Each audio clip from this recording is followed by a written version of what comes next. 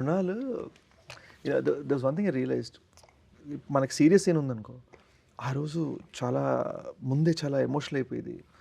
ఒక చిన్న more beautiful scene, regular scene, fun scene ఏదైనా ఉందంటే she would be very happy. I realise that she actually internalises the emotions.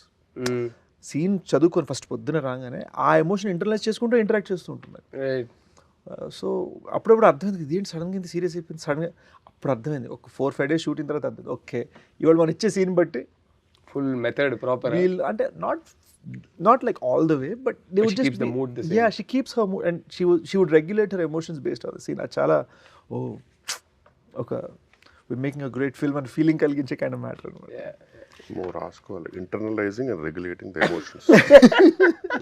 No but ఇద్దరు cinema చూసేసాం కాబట్టి చెప్తున్నా, మనం చూసిన తర్వాత కూడా బయటకు వచ్చి అదే మాట్లాడుకున్నాం.